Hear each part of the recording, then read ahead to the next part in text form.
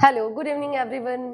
कैसी चल रही है आपकी प्रिपरेशन? एंड उसी सीरीज में हम लोग लेकर आए हैं आप लोगों के लिए प्रैक्टिस सेट। इससे पहले भी 3 से 4 क्लासेस हो चुकी है। अगर आपने अभी तक वो क्लासेस नहीं देखी है तो कृपया जाकर देख ले। एंड अगर आपको कंटेंट पसंद आता है, आपको प्रैक्टिस सेट अच्छा लगता है, क्वेश्चंस इंपॉर्टेंट लगते हैं, तो चैनल को सब्सक्राइब करें, लाइक करें एंड ज्यादा से ज्यादा शेयर करें। इससे हमारा मोटिवेशन और ज्यादा इंक्रीज होता है एंड हम लोग बिना थके आपके लिए ऐसा ही कंटेंट लाने के लिए रेडी है। चलिए, now the first question is, हमें क्या करना है? Sentence rearrangement. ये रहने वाला है हमारा first question. And if no error then select. पहले आपको क्या करना है? एरर फाइंड करना है। अगर आपको एरर नहीं मिलता है देन आपको नो एरर वाला ऑप्शन भी आपके पास अवेलेबल है। Scarcely had I finished the task, मतलब मैं खत्म करके रहा ही था। देन द फोन रिंग, जैसे ही मैंने काम खत्म किया वैसे ही उसका फोन बजा। तो scarcely had I finished the task when the phone wrong. जब मेरा फोन बजा तब मैं काम खत्म करके रहा ही था, या फिर जैसे ही मैंने काम खत्म किया फोन बजा। नेक्स्ट क्वेश्चन, तो हमारा जो एरर रहने वाला है ये हमारा ऑप्शन नंबर सी में है, पार्ट सी में है। The furniture in this room are very expensive. अगर आपको किसी को ये बताना है कि आपके जो रूम में है फर्नीचर ये बहुत एक्सपेंसिव है, तो फर्नीचर क्या है? अनकाउंटेबल नाउन में कंसीडर होता है। तो इसके साथ में हम लोग हमेशा जो भी अनकाउंटेबल नाउन होता है उसके साथ में सिंगुलर हेल्पिंग वर्ब यूज होता है। एंड आप लोग यहाँ पे देख रहे होंगे कि यहाँ पे हेल्पिंग वर्ब क्या लगाया इन लोगों ने? आर। तो furniture in this room is very expensive.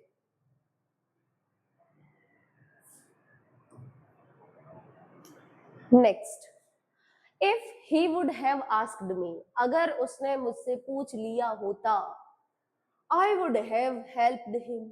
ये स्ट्रक्चर आपको ऐसे थोड़ा देखने को नहीं मिलता? मतलब third type of conditional sentences, उसमें third type of conditional sentences, conditional sentences, उसमें पैटर्न क्या रहता है? If he had asked me, अगर उसने मुझसे पूछ लिया होता, अगर उसने ऐसा कर लिया होता, अगर वो मान गई होती, अगर उसने प्रिपरेशन कर ली होती। तो जब ऐसे थर्ड काइंड ऑफ या फिर third type of conditional sentences रहते हैं तो उसमें हम लोग क्या यूज करते हैं? If then subject then head, if then subject then head. If he had asked me, अगर उसने मुझसे पूछ लिया होता तो मैं उसकी मदद कर देती। Now fill in the blanks. The judge acquitted the prisoner space the charge of murder. जज ने उसको, प्रिजनर को, जो कैदी था उसको एक्विटेड किया था, मींस फॉर्मली उसके लिए माना था। क्या चीज के लिए? तो एक्विटेड, एक्विटेड के हमेशा साथ में मतलब जो प्रीपोजिशन है वो क्या यूज होता है? रिपोजिशन, कि उसके ऊपर जितने भी लाइक क्राइम के चार्जेस थे उन सब से उसको फ्री कर दिया था। तो एक्विटेड के साथ में हमेशा ऑफ लगता है, तो he was acquitted of the charge of murder, the prisoner was acquitted of the charge of murder by जज। Now he is MP. अब ये दिखने में तो आपको क्या लग रहा है? एम, बट इसका जो प्रोनाउंसिएशन आ रहा है, इसका जो साउंड आ रहा है वो है एम पी, यानी कि जो फर्स्ट साउंड है वो आ रही है वॉवेल साउंड। अब वॉवेल साउंड है तो डेफिनेटली इसके साथ में क्या लगेगा? Article an. He is an MP from our constituency. अब आपको सिनोनिम देखना है या फिर मोस्ट सिमिलर मीनिंग देखना है, वर्ड देखना है किसका? एडवर्सिटी का। अब एडवर्सिटी का मतलब क्या होता है? जब बहुत बुरा टाइम चल रहा होता है, जब आपका विपरीत समय चल रहा होता है, बुरा समय चल रहा होता है। तो फॉर्च्यून तो यानी कि बहुत अच्छा टाइम चल रहा है, एबिलिटी योग्यता, हेल्प मदद, मिस फॉर्च्यून यानी कि दुर्भाग्य या फिर बुरा समय भी कह सकते हैं, दुर्भाग्य या बुरा समय। तो इसमें से इसका सिनोनिम क्या रहने वाला है एडवर्सिटी का? एडवर्सिटी का भी मतलब एडवर्स टाइम एंड मिसफॉर्चून का मतलब भी एडवर्स टाइम, बुरा समय। Next prudent. प्रूडेंट यानी कि क्या होता है? कुशल और या फिर समझदार। अब इसमें से आपको क्या चूज करना है? You have to choose the antonym, यानी कि इसका ऑपोजिट वर्ड देखना है। तो प्रूडेंट कुशल या समझदार, तो वाइज क्या होता है? समझदार। केयरलेस जो बिल्कुल केयर नहीं करता, एंड हैस्टी जो ऐसे भागा भागी जल्दीबाजी में रहता है। तो फुलिश क्या रहने वाला है? फुलिश यानी कि मूर्ख, फुलिश। तो फुलिश रहने वाला इसका करेक्ट एंटेनिम। एनॉर्मस। अब एनॉर्मस का भी आपको क्या देखना है? एंटेनिम। तो हैवी यानी कि बहुत भारी, सॉफ्ट यानी कि बहुत सॉफ्ट सा, बहुत मुलायम सा। ह्यूज मीन्स एनॉर्मस, बड़ा, एनलार्ज। बट टाइनी इसका क्या रहने वाला है? Correct antonym. Correct antonym tiny.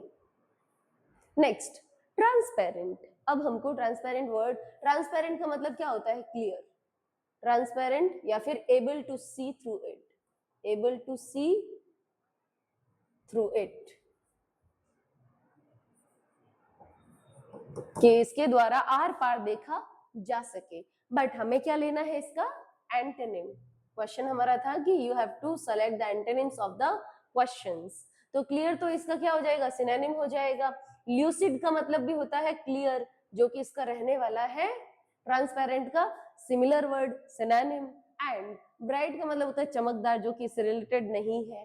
तो ओपेक वर्ड होता है, उसका मतलब होता है we can not see through it, जिसके आर पार नहीं देखा जा सके, उसको बोलते हैं opaque. And which is the correct antonym of transparent? Option number सी।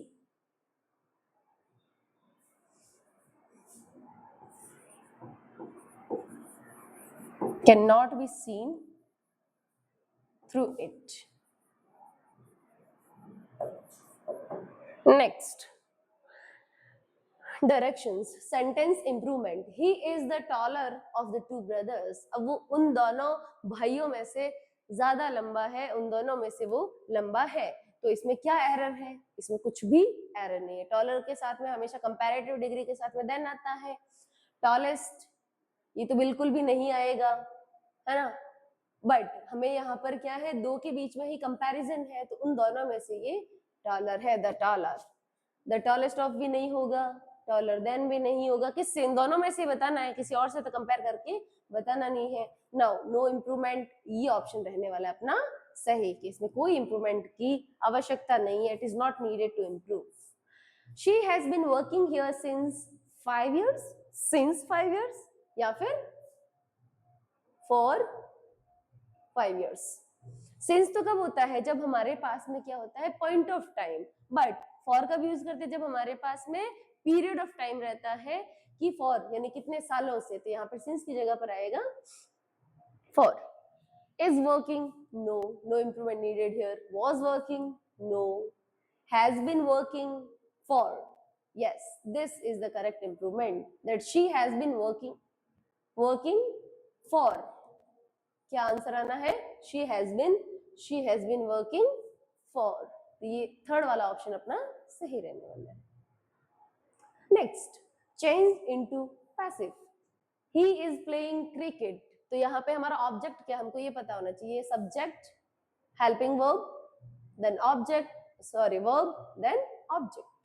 तो हमें तो क्या करना होता है? ऑब्जेक्ट के साथ में पैसिव वॉइस बनाना होता है। पैसिव वॉइस हमेशा ऑब्जेक्ट के साथ में बनता है।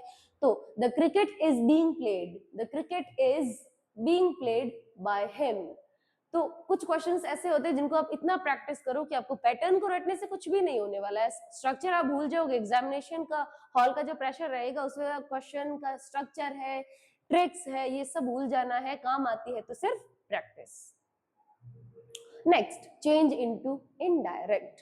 He said alas I am undone, still I am undone, मतलब मैंने अपना काम खत्म नहीं किया, मुझसे नहीं हुआ है। तो अलास हम लोग कब यूज करते हैं? जब हम लोग like it is used when we are in sorrow. We are in sorrow. तो he exclaimed with joy, no. said, no. exclaimed with sorrow, हाँ ये सही है, और एक ये सही है. अब देखते हैं नेक्स्ट वाला पार्ट, इसका डिटरमाइनिंग पार्ट होगा, उससे हम डिसाइड करेंगे कि ये कौन सा वाला ऑप्शन सही रहने वाला है. exclaimed with sorrow that he was undone या फिर he is undone. तो ऑप्शन क्या रहने वाला, he was undone. ये हमारे यहाँ पे क्या है, प्रेजेंट का है, तो पास्ट में चला जाएगा. yes, one word substitution. A person who is unable to pay his debts, यानी कि जो अपना उधारी चुकाने में असफल, या फिर जो उधारी चुका नहीं पाया है, तो ऐसे इंसान को हम लोग क्या बोलते हैं, दिवालिया. और दिवालिया को इंग्लिश में बोलते हैं insolvent. He is the insolvent, या फिर बोले तो दिवालिया.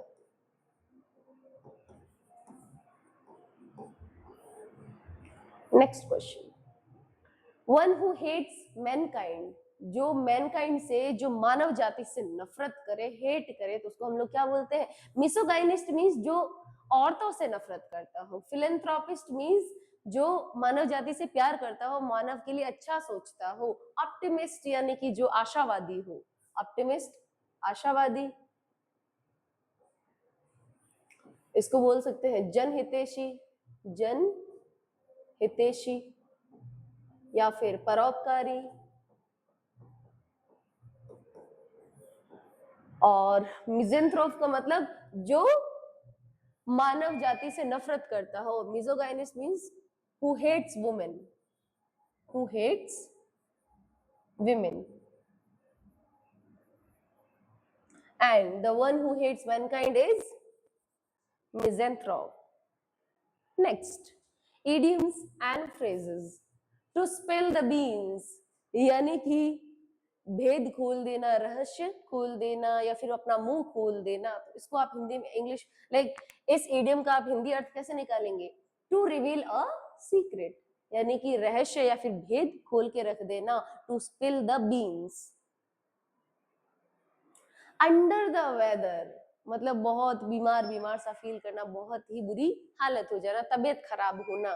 तो in the rain, no. Very happy, no. Travelling, no. Feeling unwell, बीमार सा महसूस करना. अंडर द वेदर फील करना, I am feeling under the weather, यानी मैं बुरा फील कर रही हूँ, मेरी तबीयत ठीक नहीं लग रही है मुझे. Now find the correctly spelled word. तो क्या हो जाएगा, देखो इसमें भी आप लोग ऐसे याद रखना है, double M, double T and double E. Committee में क्या रहता है, double M, double T and double E. तो ऑप्शन नंबर बी रहने वाला है correct answer. Find the correctly spelled word. इसमें भी आप लोग एक चीज याद रखना, double C and double R. Double C, double R occurrence. बाकी सब में तो आपको क्या देखने को मिल रहा है, यहाँ पर ये गलत, single C, single R, double C but single R. तो option number B is the right one. Next, direction. Sentence rearrangement. आपको क्या करना है, एक मीनिंगफुल सेंटेंस बनाने के लिए कुछ वर्ड्स को जंबल करना है, जंबल्ड है उनको अनजंबल करके मीनिंगफुल सेंटेंस फॉर्म करना है. She was the most beautiful girl I had ever seen. कि वो लड़की सबसे ज्यादा खूबसूरत थी, कि मैंने आज तक जितनी लड़कियां देखी ना, उनमें वो सबसे ज्यादा खूबसूरत लड़की थी. ये हो जाएगा PQRS. PQRS. Option number A is the right one. So it was the practice set for the air force. And इसी सीरीज में अगर आप लोग चाहते हैं कि स्पेसिफिक एक ही टॉपिक को लेकर बहुत सारे पीवाई क्यूज लाए, तो भी आप लोग कमेंट सेक्शन में बता सकते हैं कि एक ही टॉपिक से रिलेटेड सारे क्वेश्चंस होने चाहिए, या ओवरऑल सारे टॉपिक्स को मिलाकर, यानी कि ऐसा एक प्रैक्टिस सेट आपके पास होना चाहिए. जो भी आपको सही लगे आप कमेंट सेक्शन में जरूर बताएं. Thank you.